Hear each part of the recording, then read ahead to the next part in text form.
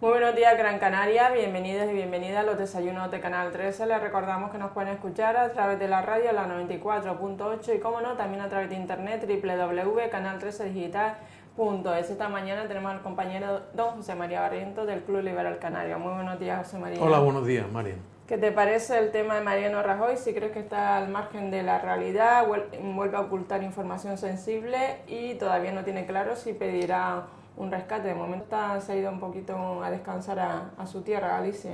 Sí, yo creo que tiene un análisis con doble perspectiva. Una, que es que francamente me parece que está perdiendo muchísimo tiempo, y lo que tenga que ser, tiene que ser, y tiene que ser pragmático, sobre todo en las cuestiones de carácter económico y financiero, puesto que de ahí depende lo otro más importante, que es la cuestión del empleo y el paro. Eso por un lado, pero por otro lado también yo creo que él está intentando establecer una estrategia para ver si logra hacer un frente común con Italia y con algún otro país, para que Alemania no siempre se lleve el gato al agua con el susodicho, podríamos decir, planteamiento de restricciones a todo trapo, y restricciones y punto, y cumplir con los planteamientos de déficit y planteamientos financieros de cada uno de los estados.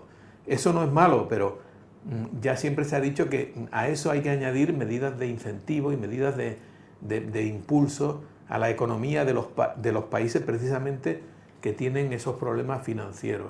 Entonces, Mariano Rajoy, por un lado, está intentando hacer su estrategia personal, consiguiendo que Italia y algún otro país haga frente común con él, y por otro lado no está siendo claro, es decir, sobre todo con los españoles, en lo que en realidad está pasando, porque hay un problema gravísimo, que es que Europa, el mundo entero, porque Obama también se entera, pero sobre todo Europa está viendo que España son 17 reinos de taifas, donde tampoco se sabe muy bien lo que pasa en cada uno de ellos.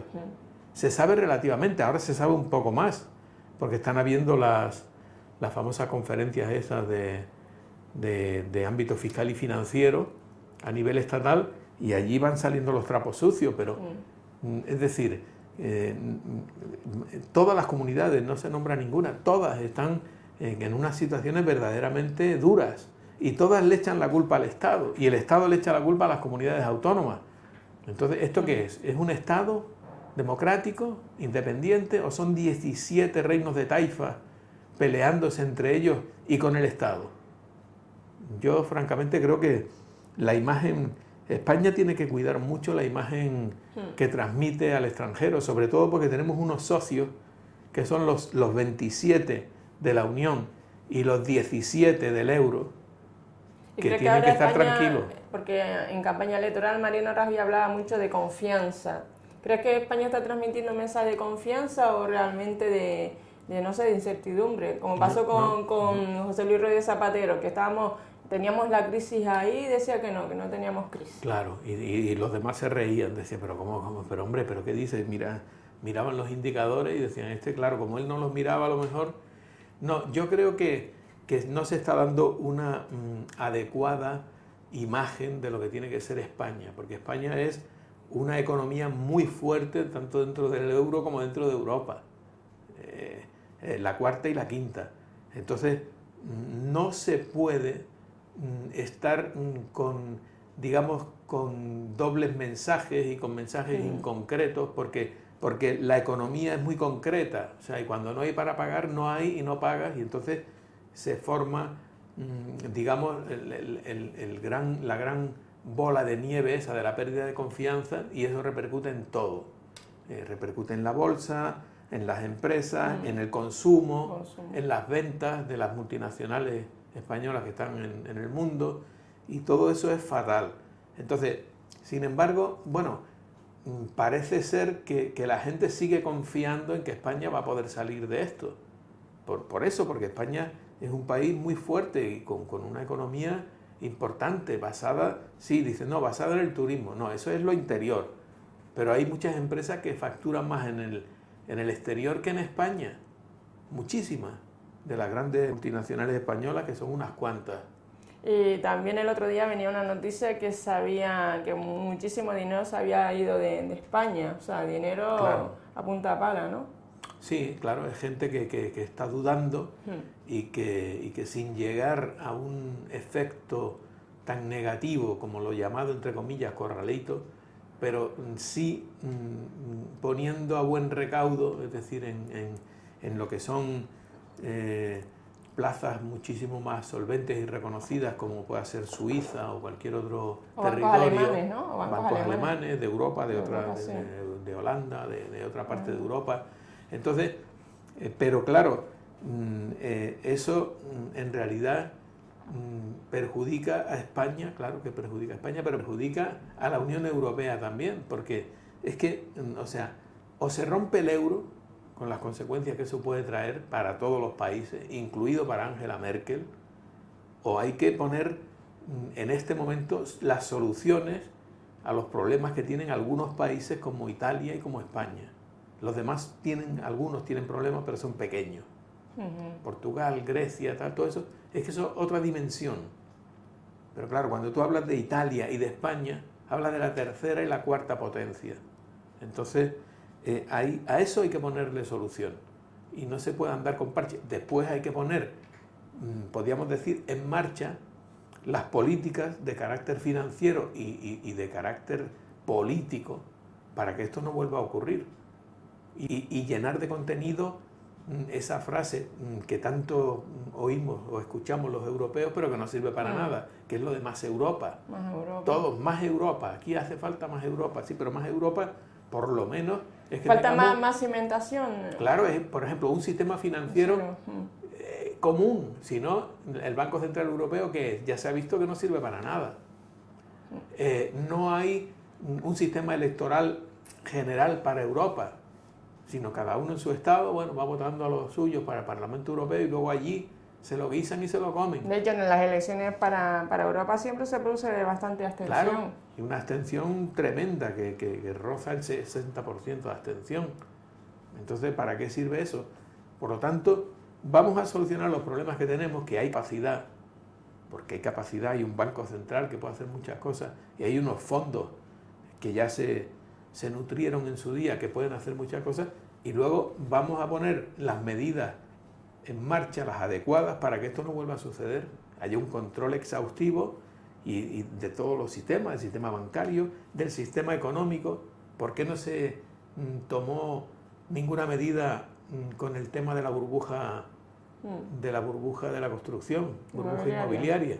Cuando todo el mundo sabía que eso iba a estallar. Desde el año 2004 ya se estaba avisando del tema. Estalló en el 2007-2008, o sea, a final de verano de 2007. Pero ya se sabía. En Estados Unidos estalló antes. Sí. ¿Qué opina José Mari también de las condenas a la banca por los frutos financieros que suman ya 3,7 millones de euros que se aprovechaban de esas personas sin ningún tipo de estudios, ni estudios económicos? Cualquier persona pues se aprovechaban de ellos, ¿no? Es lógico que se condene y mucho más que se condenará. Y ahora ya para el próximo Consejo de Ministros, que creo que es el 24 de agosto, ya hay prevista la aprobación de un decreto ley que luego irá al Parlamento sobre las preferentes y cualquier producto sofisticado de carácter financiero. O sea, todos los productos financieros que tienen una sofisticación tal que el ciudadano medio no puede entender, van a llevar una legislación aparte. Porque el problema es que a estos señores que invirtieron en preferentes se les ha engañado. Porque si se les está diciendo que era tan líquido como el depósito que ellos tenían o como su libretón, y luego resulta que ahora les dicen que eso hasta dentro de no sé cuántos años, o eso que se ponía, no, esto se puede recuperar en el año 9.999. Oiga, y el hombre lo firmaba allí y no sabía lo que era aquello. Y algunos sin saber firmar. Claro, y luego las personas que han hecho esto se iban de rositas con una jubilación de 3 millones, de 10 millones, como la señora esa que está ahora en el banquillo de la CAM, que parece mentira, que todavía sale riéndose en los medios y demás, como con el daño que ha hecho, y con un salario de 300.000 euros de por vida, pues claro, es lógico que ahora las sentencias salgan favorables a esta gente pobre gente con 3.000 euros, 10.000 euros, 7.000 euros. Porque tú cuando vas al banco, el director, la persona que te atiende, tiene la obligación de explicarte el producto que quieres que compres, ¿no? ¿Realmente Hombre, es por así? supuesto, pero sobre todo cuando se trata de gente que en realidad tiene muy poca formación financiera, por no decir ninguna. Ella sabe que tiene 3.000 euros y que si los mete ahí le da el 4% anual. Y ahora le dicen, no, te vamos a dar el 8%. Y con suerte a lo mejor más el 9%. Pero ¿cómo? Pues no, nada, es igual, es lo mismo. Cuando tú quieras lo retiras o dispones de una cantidad o tal y cual. Lo mismo que hacían, porque el señor que tiene un plazo fijo de 3.000, 5.000, 6.000 euros, es porque si eso le produce el 4%, con eso va complementando lo que le da su jubilación y eso prácticamente es su plan de jubilación, con lo cual lo has machacado a la mayoría de ellos. Hombre, luego ya otros que tengan cantidades superiores, pues no es el mismo caso, ¿no? Pero da la casualidad que la mayoría eran pequeñas cantidades que no llegaban a los 20.000 euros y esos son, entre comillas, planes de jubilación que cada uno tenía con ese dinerito que tenía al 4% o al 3,5% o al 5,5%, a lo que le diera el banco. Porque, bueno, pues 10.000 euros, pues te dan 10.000 euros al 5%, te dan 500 euros. Pues oye, con eso te da para coger 50 euros todos los meses más. Entonces es una especie de jubilación que ellos se tenían preparada con sus ahorros y esa cuenta a plazo fijo que les generaba unos ahorrillos. Pero si le dicen que van a ganar el doble, que no tienen problema y que encima la liquidez es la misma, cuando quiera lo retira, claro, la sorpresa es cuando tú, que fue cuando se empezó a hablar que no te lo dan, que no sé qué, claro, que ha ido uno y le han dicho que no, que eso no se puede tocar por ahora, porque encima coincidió con la situación tan difícil que estaba sufriendo en España y la banca concretamente, esa banca, porque España, gracias a Dios, tiene una banca muy saneada y muy fiable, muy sólida. La prueba es que son más importantes en el extranjero que en España. En España. ¿Qué opinas también de los recortes efectuados en Cataluña en el tema también de los niños catalanes ahora, debido a que no pueden pagar el comedor? Pues el llevar la comida en la friambrera o en el tupper, pues los colegios catalanes le van a cobrar un promedio de 3 euros mensuales por tener el tupper ahí metido en la nevera o en la friambrera, o el gasto que o en el microondas, el gasto que se va a generar al vigilante o al cuidador, o el tema de limpieza, y sobre todo también Valencia está ahí también pendiente. Lo está mirando. Lo está mirando. Lo está mirando de reojo. O sea, qué buena idea has tenido tú. Sí, ahora me apunto y se apuntarán los 17. Los 17, se apuntan, claro. Seguro. Entonces, es realmente llamativo, José Mari, que inclusive aquí, por ejemplo, en las Palmas de Gran Canaria hay niños que solamente tienen esa comida en el comedor. Exacto. En el comedor. Luego, que un bocadillo de sardina que le da la madre. Van al colegio sin desayunar, se desmayan en el colegio porque no han comido. No han comido. Y realmente... Sí, eso me parece verdaderamente dramático. O sea, con eso no se puede jugar. Haciendo una pequeña broma, en Cataluña la pela es la pela, ¿no? Entonces están ahí a ver qué... Pero vamos, los catalanes votaron así con mayoría. Aún antes de las elecciones que había recortes, aún claro, y todo, votaron así. Sí, pero es que por eso digo, y vuelvo al primer asunto que estábamos tratando, es decir, esto no puede ser, es decir, Cataluña le echa la culpa al Estado, que el Estado no le ha dado no sé qué. Está en una situación caótica. Tanto es así que tiene que recurrir al Fondo de Ayuda Financiera del Estado español. Pero aún así dice que la culpa no es de ellos, o sea, que la culpa es del Estado. Entonces, y resulta que la media de gasto de lo que es la inversión del Estado en las 17 comunidades autónomas, la mayor es la de Cataluña. Pero ellos dicen que con eso no les basta, que tiene que ser superior, que tiene que ser un foro distinto y aparte y exclusivo para Cataluña, y eso no es así. porque quien tiene eso lo tiene históricamente desde hace muchos años. Muchos años. Entonces, yo creo que en esto en España tiene que ser concreta, y creo que es lo que le están pidiendo los llamados mercados, y Alemania sobre todo. Oiga, usted concrete todo eso con estos señores. En Alemania también hay Landers, y me imagino que se pelearán por las perras, pero lo tendrán claro. No, oiga, esto es así, así, así, así, y nada más. ¿Y por qué no se sientan?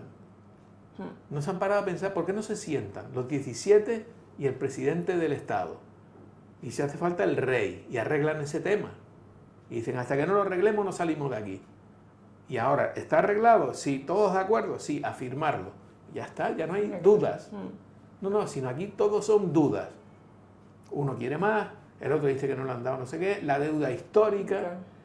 La deuda histórica es muy curiosa. Si el que gobierna en Madrid es de tu partido, no hay deuda histórica. Si es de la oposición o de otro partido distinto, entonces ya hay deuda histórica. Es decir, la deuda histórica en el Estado español es como el Guadiana.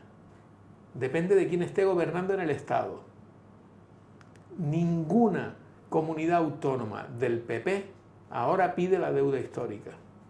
La pedían cuando estaba Zapatero. Es curioso. Y al revés, porque al revés es igual, idéntico. Ahora piden la deuda histórica. La pide Andalucía, la pide Cataluña, por supuesto, la pide Asturias, es decir, todos los que no están, la pide Canarias con lo de la sanidad, la deuda histórica de la sanidad. Es decir, esto lo tienen que arreglar. Esto es uno de los puntos que genera mayor desconfianza en los mercados y en nuestros socios. Porque nosotros tenemos un mercado, sí, claro, que son los que nos prestan el dinero, pero tenemos unos socios que son los que supuestamente ahora nos tienen que ayudar. Ya en otros tiempos se ha ayudado a algunos de estos socios, como Alemania, cuando la unificación, que se dispuso de unas cantidades astronómicas de dinero para ayudarles y que superaran la unión de una Alemania próspera y rica con una Alemania que estaba en el tercer mundo, que no tenía, por no tener ni canalizaciones de agua a lo mejor.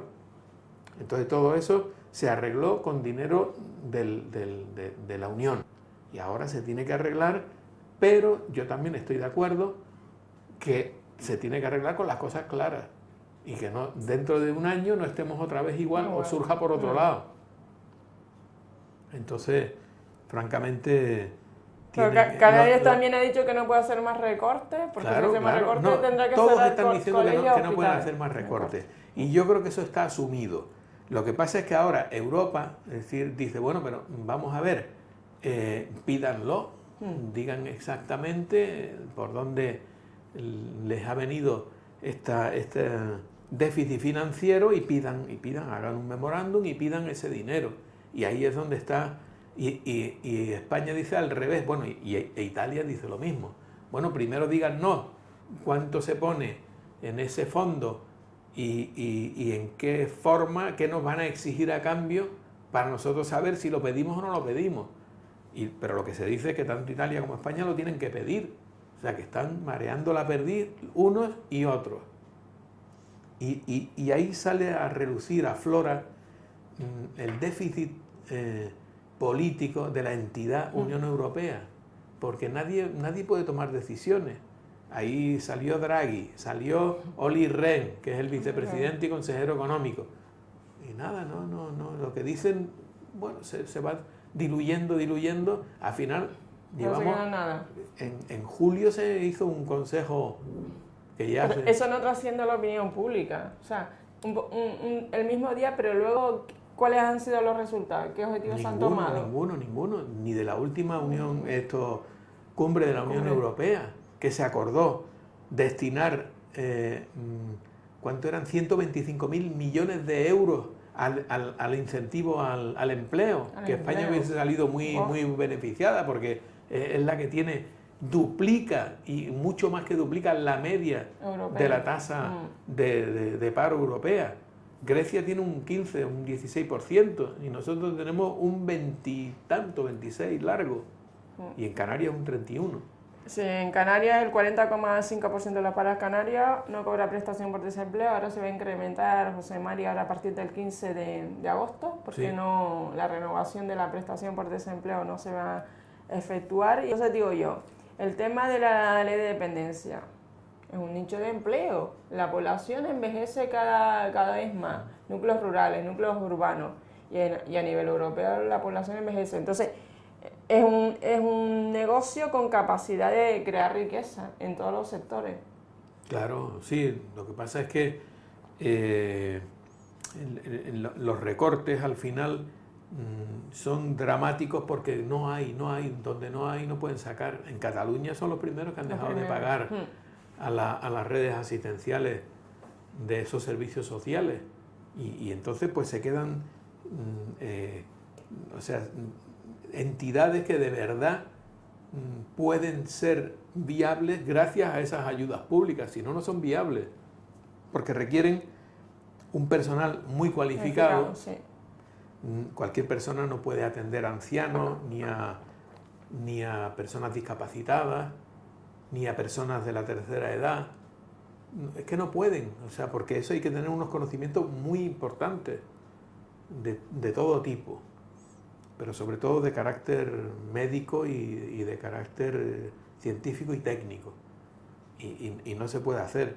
Entonces, eso es, por supuesto, un nicho de mercado y de empleo tremendo, porque está todo por hacer, o mucho por hacer, y tiene que ser, eso forma parte de una de los principales pilares de la sociedad del bienestar y de la democracia, atender a las personas desiguales, que no pueden ser iguales porque tienen una, digamos, minusvalía de cualquier tipo, o un déficit de carácter personal de cualquier tipo que les impide hacer una vida. Porque a veces se quiere dar la impresión de que son personas que estorban, que están ahí, estorban.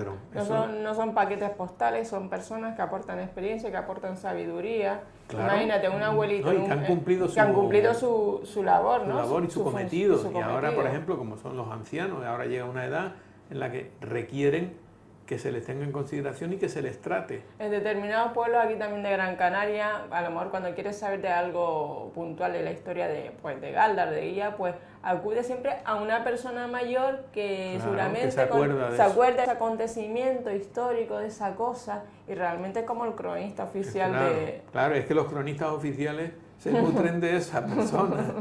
Cuando surge un tema, ¿no te acuerdas de que allí hubo un diluvio que solo afectó aquí a esta comarca y no sé qué? Ah, pues vamos a preguntarle a fulanito. Y claro, y el cronista hace su crónica porque aquel le dice, pues sí, yo me acuerdo que estuvieron 10 días lloviendo y no paraba y no sé qué. Y esos hechos... Y hablando de lluvia, José Mari, no llueve y el fuego en Garajonay. Sí, también. Qué pena, pero esta mañana ha llovido un poco, en Siete Palmas llovió, sí. Yo hoy no pude coger la moto porque la lluvia me lo impidió claramente. Otro tema importante, José Mari, es también el tema en Playa del Inglés, que la Policía Nacional, Fuerza y Cuerpo de Seguridad del Estado han actuado también la pasada semana contra los tiqueteros. Es un club que está ahí permanente en Playa del Inglés. ¿Y cómo se puede atajar este tema? Sí, es que eso además tiene una incidencia directa en el producto turístico general, porque el tiquetero actúa sobre un colectivo que es, digamos, exclusivamente el turista, los que están allí de vacaciones. Turista puede ser nacional o incluso local de aquí, ¿no? Pero es sobre ese turista. Pero ellos ya tienen en cuenta a qué tipo de turista atacan y a qué tipo no. Entonces, primero es un error, una equivocación, porque eso ya no supone una táctica eficaz de mercado, o de marketing, o de comercialización. A la gente no le gusta que la estés asediando. Entonces, aunque eso se ha corregido mucho, porque aquí había un problema con los tiqueteros tremendo con lo del time sharing.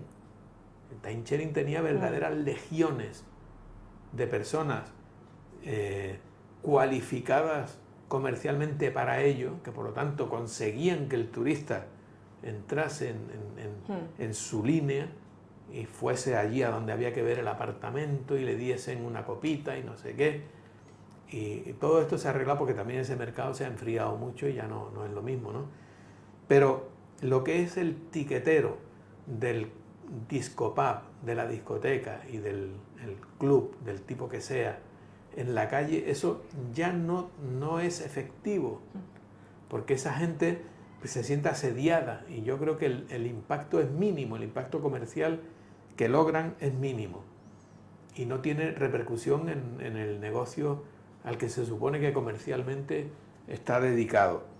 Y luego, por otro lado, las molestias que causa son tremendas, porque, es decir, es que además se emplea a gente que no tiene el suficiente nivel, digamos, ni profesional ni personal para conseguir ser educado, digamos, o por lo menos no agresivo. Entonces, esas personas no tienen sueldo, están a comisión de lo que logren captar. Por lo tanto, las personas que se colocan ahí en esas condiciones, pues bueno, son personas sí, que a lo mejor pues vienen de otros sitios donde eso puede ser normal o donde tienen otras costumbres y eso, francamente, el turista no lo acepta, no lo admite. ¿Y eso se ve en otros sitios, en otros países? Que tú Sí, se ve en otros sitios que yo conozca, sí, en algunos, pero vamos, sobre todo se ve en zonas de sol y playa emergentes y actuales.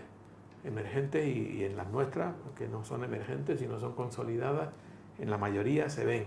Pero tiende a desaparecer. Lo que pasa es que en Canarias hay un reducto ahí en el sur, en una zona muy concreta, vamos a no nombrar zonas, pero sabemos dónde está, que se basan, o sea, esos pequeños empresarios, esos comerciantes basan su estrategia en eso, en poner a 4, 5, 6 personas ahí en la calle para que te traigan la gente.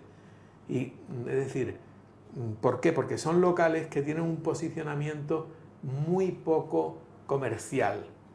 Y claro, y eso lo quieren arreglar de esta forma. Es decir, yo tengo mi discopub detrás del centro comercial, en la parte de atrás por donde no va nadie. ¿Cómo lo lleno?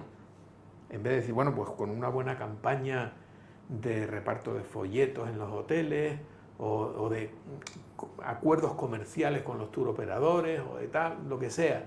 No, yo lo lleno, pongo a 6 personas por ahí o a 7 pululando cuando empieza a haber gente y a los que están en el centro comercial me los traigo para esta calle trasera que es donde yo tengo mi negocio. Pero claro, hay una máxima que la puso en marcha McDonald's, que era que los 3 atributos que tenía que tener un local para que ellos lo compraran y fuese montado allí un negocio de su cadena, los tres atributos eran placement, placement, placement, posicionamiento, posicionamiento, posicionamiento. O sea, si un local no está bien posicionado, no sirve. No, sí. Comercialmente no sirve.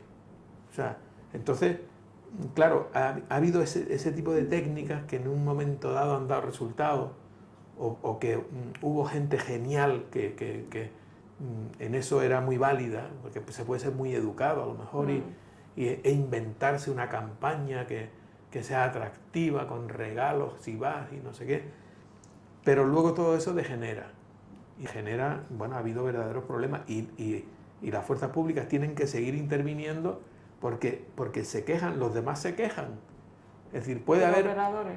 Claro, y los demás comerciantes, porque dicen, oiga, yo estoy en primera línea, no necesito tiqueteros. Tengo mi local aquí, por donde pasa la gente. Solamente tengo que tener unos buenos rótulos y una buena información de mi carta, de mis servicios, del producto que yo vendo, de lo que sea. Pero hay otros que están por detrás, que no los ven. Y esos ponen a la gente allí, enfrente del local de este señor. Con lo cual se genera, primero, un agravio comparativo a ese señor porque el local le cuesta más caro. Sí. Y seguro que si es suyo le costó muchísimo más dinero y si es arrendado le cuesta una renta superior. Y el de atrás dice, pues bueno, te fastidia, sí, pero además está perjudicando al producto turístico porque se está dando una imagen verdaderamente negativa de lo que la gente no quiere cuando estás de vacaciones, que estás distraído, vas a tu aire y tal. Y verdaderamente te acosan, ¿no? Te acosan, es que eso no, a mí no me gusta, no sé si será personal o que a la mayoría de la gente no le gusta, que le estén presionando, dándole papelitos y venga. Tú te vas por un sitio donde cada 20 metros te dan un papel, llega un momento que o llevas una mochila para echar los papeles o tienes que ir buscando papeleras porque no puedes dar abasto, ¿no? Otro tema importante, el pasado fin de semana, el sábado 4 de agosto, se celebró la Rama Naete en medio de una globalización cada vez más generalizada. ¿Qué sentido tiene el tema de estas fiestas nuestras tradicionales?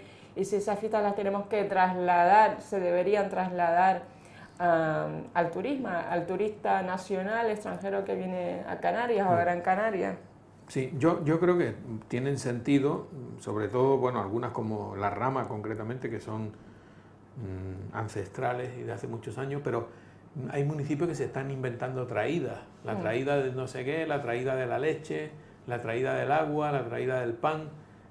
Bueno, eso ya tiene otra lectura, pero ciertas tradiciones que logran después, digamos, un posicionamiento importante en el mundo del atractivo turístico, como puede ser la fiesta por excelencia, que es los Sanfermines, pero, es decir, yo creo que en la Rama concretamente esto está empezando a ocurrir, porque hay mucho turista que va porque tiene amigos que le han dicho que tal, empieza una corriente inducida del boca a oído, vete para allá que te va a gustar, es tal día, o vete 2 días antes y a lo mejor encuentras allí un sitio donde alojarte porque te puedes alojar, que preparan casas y no sé qué. Todo esto es importante. Lo que pasa es que luego a lo mejor da la casualidad que un líder de opinión va a la fiesta, le gusta y empieza a difundirla. Eso es lo que pasó con Hemingway y con la fiesta de San Fermín.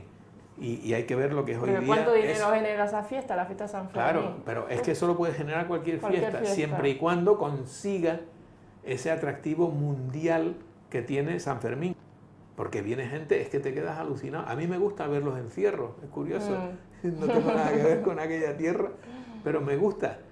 Si hay alguno que sea un poco ya dramático, eso no me gusta, ¿no? Pero como no, normalmente este año, por ejemplo, no hubo cornadas por asta de toro, muy pocas. Muy pocas. 2 o 3 creo que, y no fueron graves, ¿no?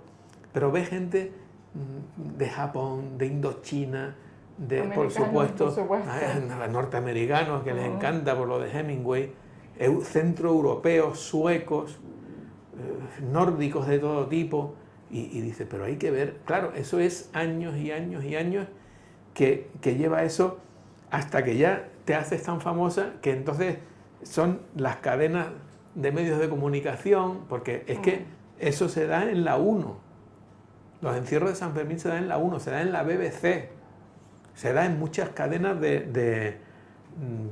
muy populares en Estados Unidos, en Sudamérica en todas. Entonces, es decir, no es ya una cosa que tenga que ver con la tradición taurina ni nada de esto, no, es que tiene que ver con un hecho festivo que hay ahí que dura 7 días y que se llama San Fermín y que la gente va allí y se lo pasa tremendo. Yo no he ido nunca, lo confieso, no sé, pero creo que es a base de comer y de beber y de tomar no sé qué. Después la uniformidad también es importante. Bueno, y llevar el blanco y el pañuelito rojo. El pañuelo rojo también eso transmite. Y de blanco, claro. Sí, porque todo el mundo se tiene que poner de acuerdo, oye, allí hay que ir de blanco y con tu pañuelito rojo, y si no vas así, estás haciendo un poco en fin, te está saliendo de madre, ¿no? Entonces, yo creo que terminando en lo que es la Rama, eso se podría conseguir y se podría lograr. Tienen que dotar a la fiesta de contenido, porque la gente no va solo a pasear la Rama por allí, por las calles. Igual que aquí los carnavales, o sea, la Gala Drag Queen es aquí en Gran Canaria, claro. Y todo lo que trae de turismo internacional. Exacto. Y que no sea solo la Gala Drag Queen, sino que después haya lugares a donde ir. Sí.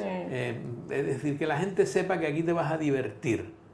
Y sería muy bueno todo eso que has dicho tú, lo de la uniformidad, que todo el mundo sepa que aquí hay que venir de tal manera, o en fin, como hicieron en su día. Igual que cuando ves romería, ves que hay romerías que sí, que son verdaderamente romerías porque va todo el mundo ataviado, pero después ves otra que pasa romería botellón, una cosa Claro, no, y que ya la gente va con los vaqueros y el chaleco, pues eso no es traje, aunque sobre eso hay mucho, dicen, bueno, los entendidos, ¿no? Yo no entiendo, pero desde luego, si tú no llevas el pantalón listado de rayas o negro, como mínimo, y tu chaleco adecuado y tu tal, pues tú no vas. Si vas con unos vaqueros, una camisa de cuadros y un chaleco, vas de americano, del oeste, más que de típico canario, digo yo, no sé. Sí. Pero, y eso se ve mucho. Y menos mal que la gente entendida y los que están en ese ámbito, pues con eso son muy, digamos, inflexibles. Y siempre que hacen un comentario dicen, oiga, no, es que usted no iba de traje típico canario, usted iba vestido a su libre albedrío y con algo que no es asimilable. Pero creo que es muy bonito que el que va, si va a la romería, otra cosa que está allí mirando y va con su con su vestimenta normal. Pero los que están en la romería tienen que ir vestidos típicos porque en eso se basa, podríamos decir, la tradición. Sí.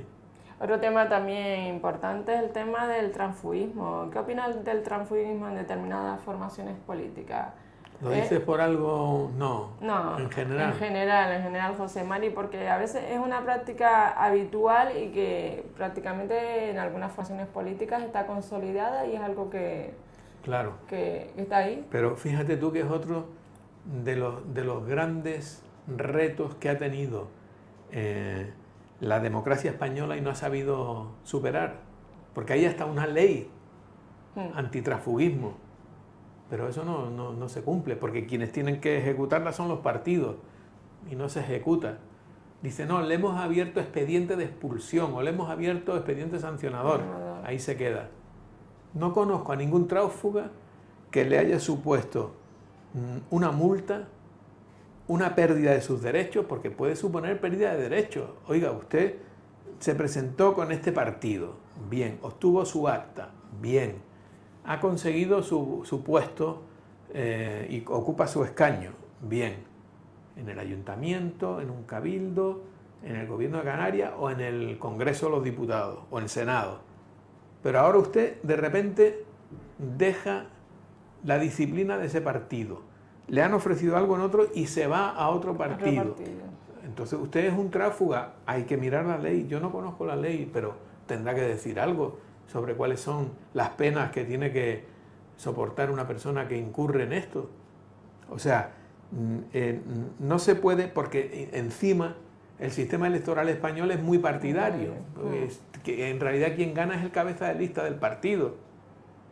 Y los veintitantos que meten allí están allí, bueno, es Rajoy, o es Zapatero, o es conoce al cabeza, el resto de la lista exacto, y la lista es cerrada, te ha metido al partido, es ese señor el que te ha metido a ti ahí, no eres tú, no es como en las circunscripciones personales, donde tú vas allí, convences a tus vecinos de tu barrio y te votan y sales. No, aquí es el partido, pero luego resulta que tú, una vez que ya estás dentro, dejas el partido, porque te conviene más o te interesa más otra cosa, que normalmente además es situarte en el poder. Quiero decir, con un sueldo y con unas condiciones económicas mejores, porque al final es esto, nada es por moral o porque te sientes defraudado o porque quieres trabajar más, no, porque quieres ganar más. Y como tu partido no está en el poder, sino que ha pasado a la oposición, porque esto se da mucho cuando un partido que está en el poder porque ha hecho un pacto pasa a la oposición porque se ha roto el pacto y entonces alguno dice, no, pero yo me quedo aquí. O espera unos meses y dice, bueno, pues ahora me voy porque no me gusta cómo están yendo las cosas. Yo eso no lo considero serio. Ahora, también es verdad que hay casos y casos. Y muchas veces hay que contribuir a la gobernabilidad de un estamento o de una institución. Y muchas veces, ¿cuántos casos nos damos de un señor que casi lo han tenido que amarrar a la cama porque tal día había votación y se sabía que podía no asistir, como mínimo, cuando no perderse? O votar en contra de lo que diga su partido. O votar en contra. Por eso, es que en España se dan circunstancias políticas y electorales que verdaderamente no hay por dónde cogerlas. Esas famosas huidas de concejales que los tienen que llevar a recluirlos a miles de kilómetros para saber que cogen el avión tal día y vuelven a votar. Pero hombre, para que no lean los periódicos, para que no puedan escuchar conversaciones de quien les llama. Y he visto casos verdaderamente llamativos, ¿no? De retirarle hasta los móviles y no sé qué. Entonces, eso es así, la democracia es eso. Ni lo uno ni lo otro. O sea, ni el transfugismo puro y duro, ni el partidismo puro y duro. Lo que decimos es esto y esto es lo que se acata. Y si no, vámonos todos a guardarnos de veleidades que pudieran dar en resoluciones que no son las que el partido dice. Con lo cual, la persona como individuo, que es el votado y que es el que tiene el acta, pues queda bastante reducido. ¿Y cómo ve, ya para finalizar, el tema de los políticos y las redes sociales? ¿Están ahí porque quieren estar o realmente porque es una moda? Tienen que estar, porque no hay político que se precie que no esté. Tiene que ser un superclase que diga qué pasa de eso, porque francamente, es decir, hay que estar. Otra cosa es que eso sirva de reflejo de lo que va a ser después digamos, la capacidad electoral, la capacidad de una persona de ser elegida. Es decir, los votantes que tiene una persona no tienen nada que ver con la difusión que tengas tú en tus mensajes en la red. Porque, es decir, hay que estar. Los políticos están. Unos están con unos medios importantísimos, sobre todo los que están en el poder, pero a otros les ha costado un disgusto muy grande, porque los han visto en la televisión y están contestando un Twitter, pero oye, tú no estás en la televisión, que te estoy viendo en una entrevista. Y claro, ahí ya tiene que salir, no, es que yo soy una colaboradora o una asesora o tal. Entonces, yo creo que lo que no tiene que hacer el político es mentir. Si tú no estás, pues di que tienes un equipo para la red, que es el que contesta y el que después te hace saber a ti lo que ha ocurrido y tal. Porque claro, tú tienes políticos que tienen millones de seguidores en Twitter. Entonces, ¿cómo se logra coordinar eso? Pues alguien o un equipo de gente, como hay, que te haga un resumen y te diga lo principal, y si los que se han metido, los que no, los que te siguen, los que te critican. Pero, francamente, todavía en España, en Estados Unidos sí, tiene mucho valor. En España no. También porque en España todavía no se ha tomado con suficiente seriedad y rigor eso en una campaña que empezará a tomar. Pero Obama en Twitter lanzó muchísima campaña suya. ¿Con qué? Con esos vídeos del Yes We Can, o un vídeo de Madonna, o un vídeo de un líder de estos de opinión que claramente pide el voto para ti. Esto tampoco se ve mucho en España, porque no se quieren comprometer demasiado. Pero bueno. Bueno, pues nada, pues muchísimas gracias, José Mari Barrientos, por estar aquí. Feliz descanso. Gracias, María. Gracias, que descanse. Espero que la entrevista de hoy, don José Mari Barrientos, del Club Liberal Canario, haya sido de su agrado. Muy buenos días, Gran Canaria.